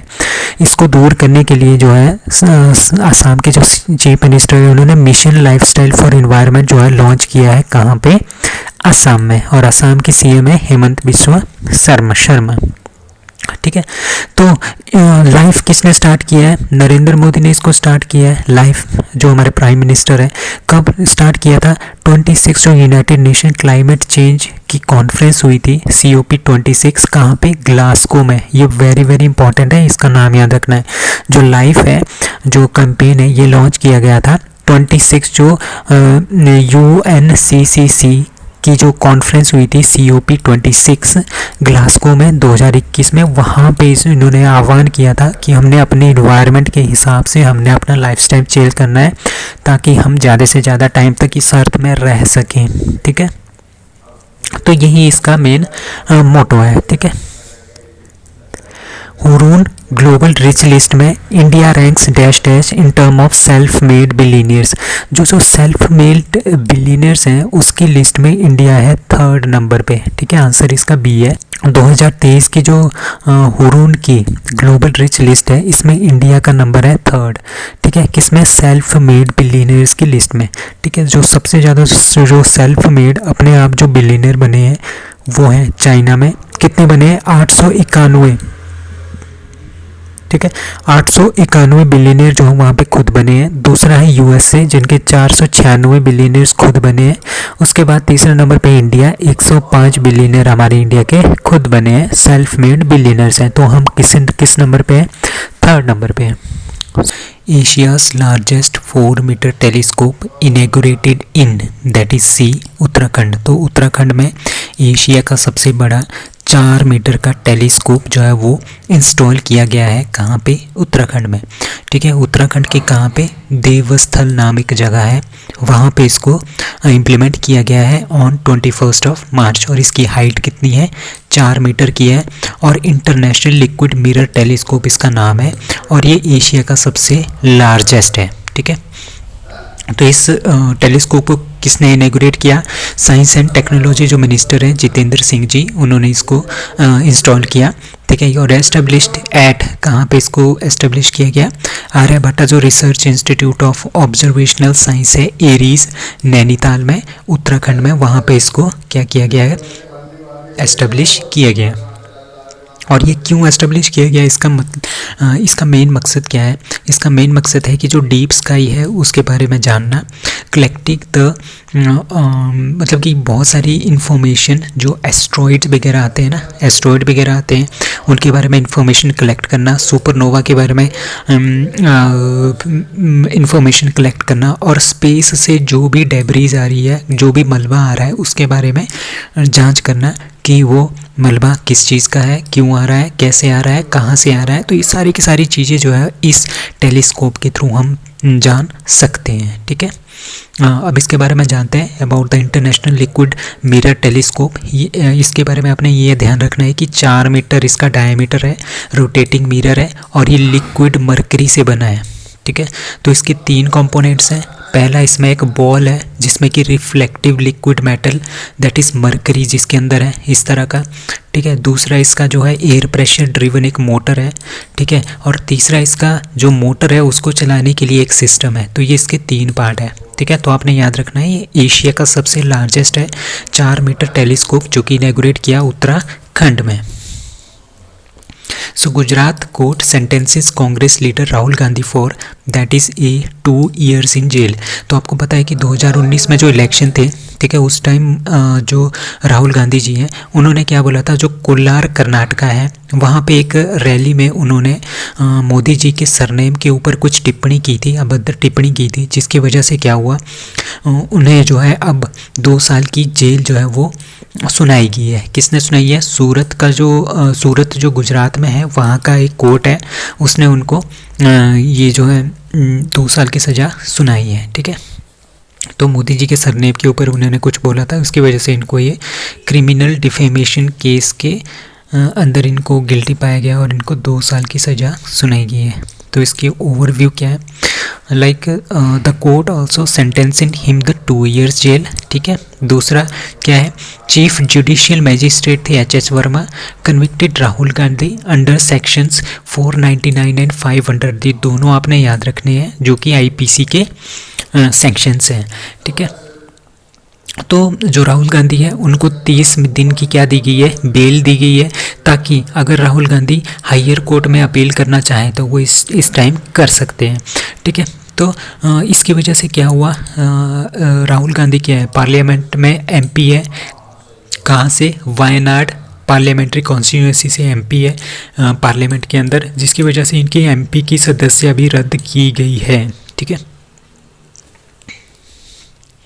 Who won Asian billiards championship title? That is C Pankaj Advani. तो पंकज अडवाणी इंडिया के हैं, काफ़ी फेमस हैं, काफ़ी फेमस नाम है इनका पंकज अडवाणी का।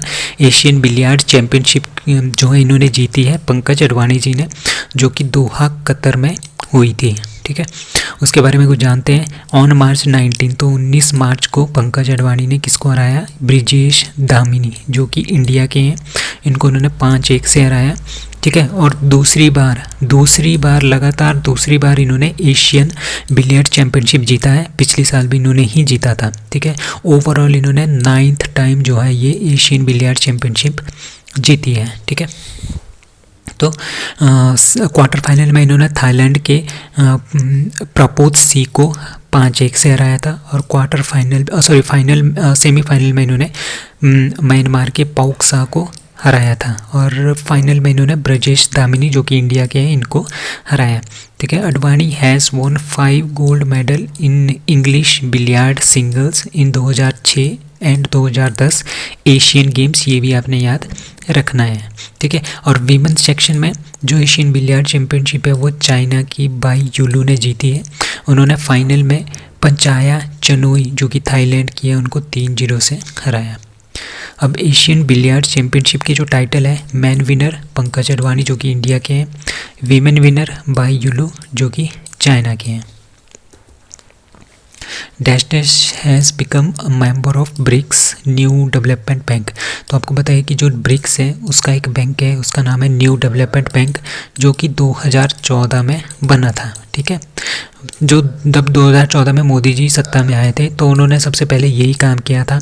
ठीक है, मोदी जी ने एक वो किया था कि हमें एक बैंक बनाना चाहिए ब्रिक्स के देशों को, तो उन्होंने न्यू डेवलपमेंट बैंक जो है वो बनाया था ब्रिक्स देशों के साथ मिलके। अब ब्रिक्स देशों में कितने देश हैं? 5 हैं, Brazil, Russia, India, China and south Africa. तो इन सभी का ये कॉमन बैंक है जिसका नाम है न्यू डेवलपमेंट बैंक।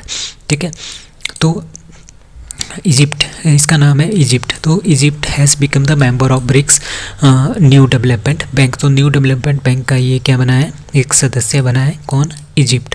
ठीक है, प्रेसिडेंट जो है इजिप्ट के वो है अब्देल फतह अल सीसी जो कि इंडिया विजिट किया था उन्होंने। कब किया था? रिपब्लिक डे पे ये चीफ गेस्ट थे। ठीक है, उसके बाद इन्होंने क्या किया है? ब्रिक्स के न्यू डेवलपमेंट बैंक में इन्होंने न्यू डेवलपमेंट बैंक के एक मेंबर के तौर पे इन्होंने सदस्यता ले ली है। अब न्यू डेवलपमेंट बैंक के बारे में जानते हैं। तो आपको पता है कि ब्रिक्स कंट्रीज़ जो है Brazil, Russia, India, China, south Africa. ठीक है, जब 6th ब्रिक्स समिट हो रही थी ब्राज़ील में 2014 में फोर्ट लेजा में, वहाँ पे ये बैंक जो है ये बना था।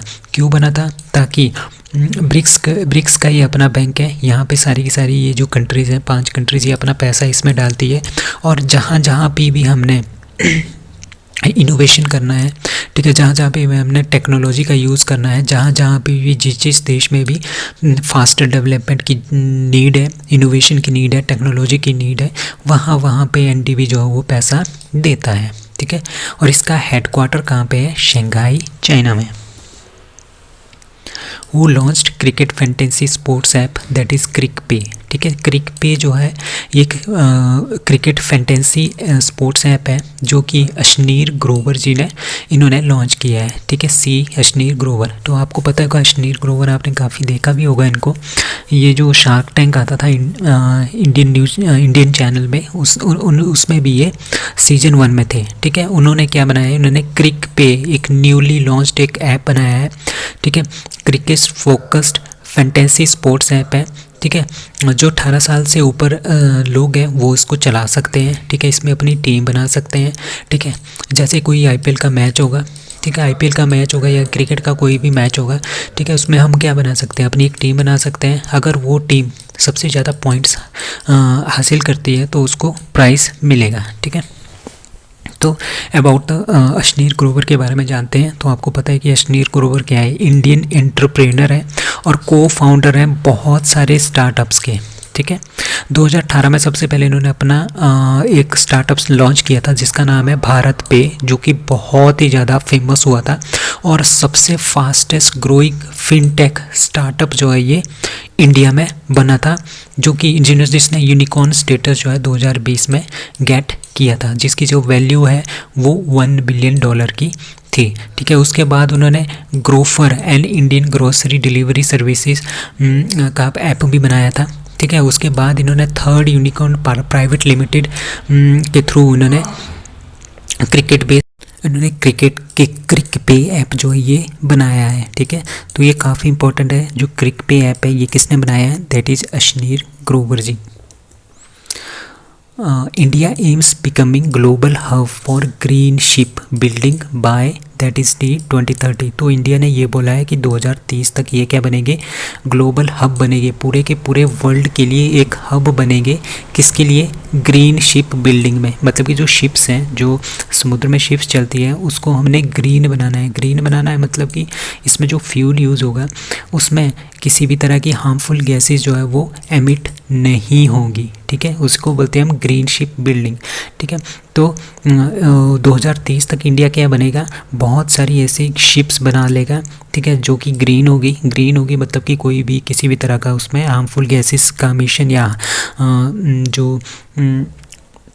जो गैसेस होती हैं इन्वायरमेंट को ख़राब करती है, वो वाली गैसेस जो है इसमें एमिट नहीं होगी, कार्बन एमिशन नहीं होगा, ठीक है। बहुत सारी ऐसी शिप्स बनेगी और उसको एक्सपोर्ट भी करेगी दूसरे देशों के लिए, तभी ये ग्लोबल हब बनेगा। क्या ग्लोबल हब का मतलब यही है कि हमने बहुत सारी शिप्स बनानी है और उसको बाहर बेचना है, और वो सारी की सारी शिप्स क्या होनी चाहिए, ग्रीन शिप्स होनी चाहिए, मतलब कि उसमें किसी भी तरह का कार्बन कंटेंट एमिट नहीं होना चाहिए, हार्मफुल गैसेस एमिट नहीं होनी चाहिए। तो ये हम 2030 तक अचीव कर लेंगे। अब कुछ और टारगेट्स हैं, लाइक इंडिया का एक टारगेट है कि हमने कार्बन न्यूट्रल बनना है अप टू 2070 तक, और 2030 तक हमने 45% जो कार्बन एमिशन है उसको रिड्यूस करना है 2005 के मुकाबले, ठीक है। 2005 में जितना लेवल था कार्बन पोल्यूशन का, ठीक है, उसका 45% हमने कम करना है 2030 तक। ये भी आपने याद रखना है, ये दोनों काफ़ी इंपॉर्टेंट है। PM Modi inaugurates new ITU international telecommunication union area office and innovation centre in that is B New Delhi. So prime minister Narendra Modi ने इनॉग्रेट किया है ITU area office. ITU area office मतलब कि इंटरनेशनल जो टेलीकम्युनिकेशन की यूनियन है, जो कि यूनाइटेड नेशन का एक पार्ट है, ठीक है। यूनाइटेड नेशन की एक बॉडी है, ये पार्ट नहीं है, ये बॉडी है यूनाइटेड नेशन की। किसके लिए, टेलीकॉम के लिए, टेलीकॉम के सेक्टर के लिए, ठीक है। जितनी भी हमारे पास रेगुलेटरी, जितनी भी हमारे पास टेलीकम्युनिकेशन की जो चीज़ें होती है वो कौन डिसाइड करता है, वो डिसाइड करता है इंटरनेशनल टेलीकम्युनिकेशन यूनियन, जो कि यूनाइटेड नेशन का है। उसका एक ऑफिस जो है वो इंडिया में भी खुला है, न्यू दिल्ली में। साथ में एक इनोवेशन सेंटर भी खोला है, कहाँ पे, न्यू दिल्ली में। इन दोनों का inauguration prime minister Narendra Modi ने किया है, ठीक है।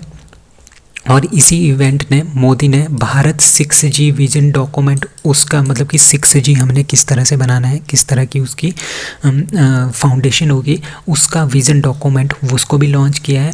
As well as 6G research and development test bed भी लॉन्च किया है। At the before UD gap भी लॉन्च किया है, ठीक है। What is international telecommunication union क्या है, ठीक है। आपको पता है कि ये यूनाइटेड नेशन ने बनाया है, किसके लिए, इंफॉर्मेशन एंड कम्युनिकेशन टेक्नोलॉजी के लिए। और इसका जो मतलब कि जो IT सेक्टर है और कम्युनिकेशन सेक्टर है, IT sector plus communication sector, मतलब कि जो एयरटेल, जियो, जिस तरह से कम्युनिकेशन हो रहा है, ठीक है, टेलीकॉम हो रहा है, ठीक है, इनकी एक ये एजेंसी है, स्पेशलाइज्ड एजेंसी है, जिसका हेडक्वार्टर है जिनेवा, स्विट्ज़रलैंड में, ठीक है। So India and international telecommunication union के बारे में जानते हैं। तो इंडिया ने इसको होस्ट करने के लिए मतलब कि ITU का ऑफिस इंडिया में लाने के लिए मार्च 2022 में एक एग्रीमेंट साइन किया था, ठीक है। इसी के चलते जो ITU इंडिया का ऑफिस है वहाँ पे इंडिया, नेपाल, भूटान, बांग्लादेश, श्रीलंका, मालदीव्स, अफ़गानिस्तान और ईरान के जितने भी चीज़ें हैं वो सारी की सारी कहाँ पे देखी जाएगी, इंडिया वाले ऑफिस में देखी जाएंगी। Regarding information technology and communication technologies की जो भी सर्विसेज होंगी, जो भी चीज़ें होंगी, वो सारी की सारी दिल्ली ऑफिस में देखी जाएगी। Who launches mobile app AIS, that is A income tax department.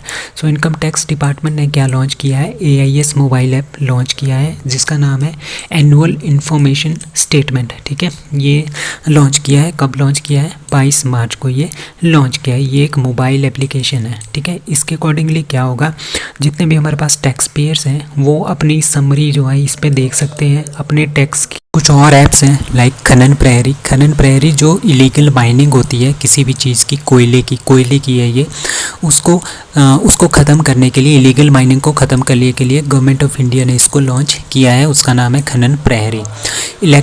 EV यात्रा मोबाइल एप्लीकेशन किसने स्टार्ट की है? प्रेसिडेंट जो हमारी है द्रौपदी मुर्मू, इन्होंने इसको लॉन्च किया है। ईवी यात्रा मोबाइल एप्लीकेशन कहाँ पे?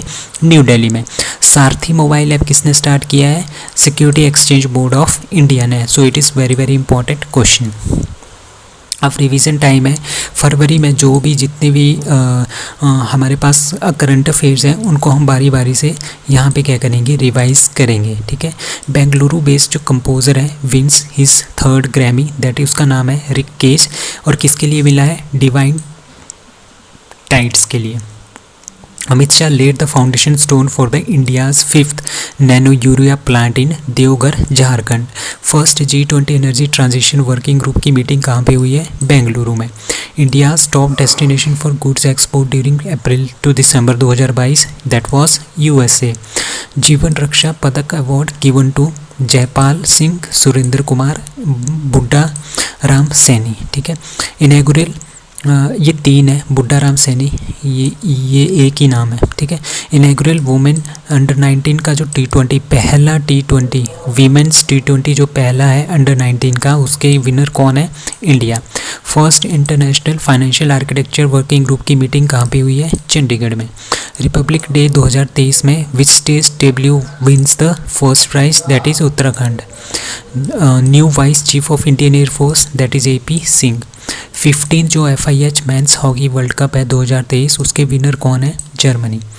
विच state announces Ladli Behna scheme? That is Madhya Pradesh.